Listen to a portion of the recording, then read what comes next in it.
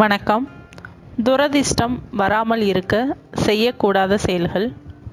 ஒருவரின் வாழ்க்கையில் எதிர்பாராமல் நடக்கும் கஷ்டமான நிலைகள்தான் துரதிர்ஷ்டம் என்று கூறுகின்றோம்.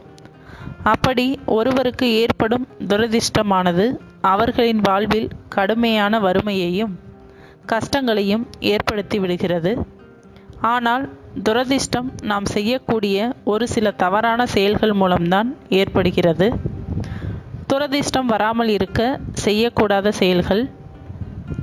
சுடுகாட்டில் உள்ள இறந்த நபரின் எலும்புகளை தொடக்கூடாது.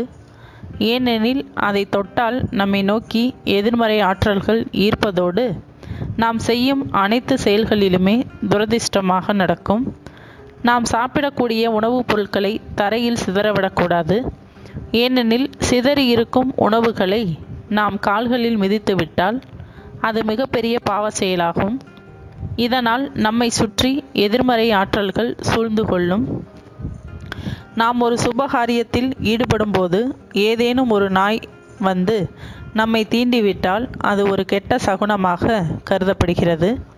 இந்த செயலானது நமது வாழ்வில் வறுமையை ஏற்படுத்துகிறது.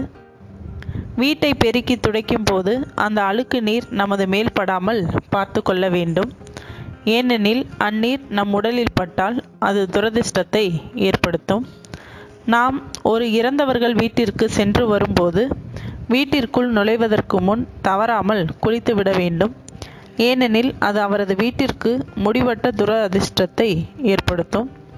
இறந்தவர்களை எரிக்கும் சுடுகாட்டில் உள்ள மரக்கட்டைகளை தொடுவதும் ஒரு அபசகுனமான செயலாகும். ஏனெனில் நாம் இதை செய்யும் போது அதில் இருக்கும் எதிர்மறை ஆற்றல்கள் நம்மை ஈர்த்து நமது வாழ்வில் அதிக தோல்விகளை ஏற்படுத்தும். மேலும் விவரங்களுக்கு சேனலை சப்ஸ்கிரைப் செய்யவும். நன்றி.